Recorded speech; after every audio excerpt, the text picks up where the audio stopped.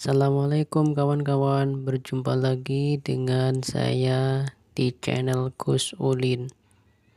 Oke, di video kali ini saya akan kupas tanya jawab tentang rekalibrasi pati. Langsung saja ya kawan-kawan. Di video sebelumnya ada yang komen kepada saya, salam bang, salam bos, permit mati sudah 1 bulan, apa ikut pemutihan? Ya, jawabannya buat saja SPLP. Kalau misal kata paspornya masanya sudah habis, buat SPLP. Setelah buat SPLP, buat pemutihan atau buat temu janji ya di Jabatan Imigrasi Malaysia dan mengikuti program rekalibrasi. Itu apabila paspornya sudah mati dan apabila ingin pulang. Tapi kalau paspornya masih hidup selama 18 bulan, kawan-kawan boleh mengikuti program rekalibrasi untuk daftar permit ya. Tapi syaratnya harus ada majikan. Harus majikannya yang mendaftarkan. Oke. Dan pertanyaan selanjutnya, yaitu dia bertanya, kalau ada paspor tapi paspornya blacklist, gimana bang? Apa harus bikin SPLP? Ya, kalau paspornya sudah blacklist, buat saja SPLP ya. Sudah tahu kan persyaratannya, fotokopi paspor, pas itu buat SPLP. Dan seterusnya mengikuti program rekalibrasi untuk balik kampung, pulang dengan syarat-syarat yang sudah ditentukan oleh Jabatan Imigrasi Malaysia. Langsung ke pertanyaan berikutnya, yaitu bos nih mau tanya, kalau tahun lalu saya kena tangkap, saya masuk lagi, lepas itu saya mau buat permit, bisa nggak? Yaitu jawabannya, tahun lalu dia kan kena tangkap, lepas itu dibalikkan kan, dipulangkan, otomatis dipulangkan, paspornya dia sudah di blacklist. Nah, pada waktu itu blacklistnya berlaku sampai 5 tahun. Nah, dicek balik paspornya itu dari waktu blacklist itu sampai sekarang sudah ada 5 tahun apa belum. Kalau sudah ada 5 tahun boleh mengikuti program rekalibrasi yang untuk pembuatan permit. Jadi perlu kawan-kawan ketahui ya, kalau paspor kita sudah pernah di blacklist, semasa jarak dari blacklist itu belum sampai 5 tahun, kita tidak boleh ya mengikuti program untuk pembuatan permit. Tapi kalau ingin mengikuti program rekalibrasi balik kampung, itu masih boleh ya kawan-kawan. Jadi kawan-kawan harus paham betul masalah ini. Terus yang selanjutnya, bos nak tanya, apa benar yang sudah di blacklist senarai hitam, lari dari majikan, tak boleh ikut bayar kompon? Jadi harus kawan-kawan ketahui, waktu kawan-kawan lari dari majikan, itu memang benar-benar dilaporkan ke pihak imigrasi apa tak? Sudah benar-benar di blacklist sama pihak imigrasi apa tak? Kalau belum di blacklist sama pihak imigrasi, berarti kawan-kawan boleh mengikuti program bayar kompon atau program rekalibrasi. Selanjutnya yaitu, maaf bang, saya mau nanya, ini SPLP saya habis bulan 2. Betulkah saya harus buat SPLP baru? Tolong pencerahannya bang. Betul, jadi apabila SPLP kawan-kawan sudah habis masanya, kawan-kawan boleh buat SPLP baru untuk mengikuti program rekalibrasi ini ya. Oke, sekian dulu. Terus pertanyaan selanjutnya, bang saya mau tanya, 1 tahun lebih yang lalu saya masuk Malai resmi kerja di ladang sawit, tapi cuma 2 bulan karena nggak kuat kerjanya dan saya kabur tanpa bawa paspor. Nah, sekarang saya kerja di bagian proyek bangunan. Apa bisa buat paspor terus bikin permit dan kira-kira biayanya berapa? Jadi perlu kawan-kawan ketahui, setelah kawan-kawan kabur dari pekerjaannya yang dulu, coba tanyakan sama majikannya sekarang atau bosnya yang sekarang. Apabila dia pergi ke immigration, nomor paspornya yang abang pegang itu berapa, lepas itu suruh ngecek apa betul nomor paspor itu sudah di blacklist. Misal kata sudah di blacklist, ya terus terang tidak bisa mengikuti program buat permit.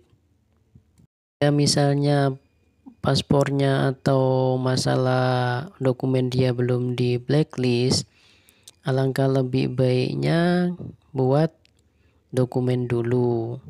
Tapi yang lebih baik kawan-kawan buat saja SPLP dulu atau mengikuti program rekalibrasi yang untuk pulang dulu. Kalau tak ingat nomor paspornya, pakai data-data yang kawan-kawan punya, identitas Indonesia, bisa KTP, SIM atau ijazah. Kalau tak ada di sini, WhatsApp-kan orang yang ada di kampung, masalah KTP, ijazah dan lain-lain untuk persyaratan membuat SPLP. Setelah membuat SPLP, lebih baik abang mengikuti program rekalibrasi yang untuk pulang balik kampung. Kalau untuk biaya bikin permit itu belum ada kepastian ya. Yang ada kepastian cuma kawan-kawan harus mempunyai deposit Rp500. Setelah itu bayar kompon untuk mengikuti program bayar permit ini 1.500, otomatis sudah 2.000. Setelah itu baru biaya levy, FOMEMA dan lain sebagainya. Terus pertanyaan yang selanjutnya, Hadir, mau nanya nih, saya masuk ke Malaysia tahun 2019 bulan 7. Kalau nak balik kampung macam mana? Sebab saya paspor ada tapi visa yang tak ada. Mohon penjelasannya.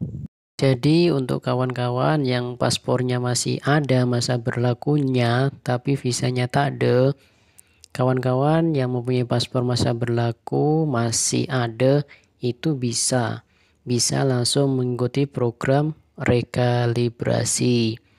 Tinggal saja daftar ke Jabatan Imigrasi Malaysia melalui online ya. Setelah ditetapkan temu janji dari Jabatan Imigrasi 3 hari sebelumnya, kawan-kawan kena membawa persyaratan atau membuat persyaratan seperti beli tiket.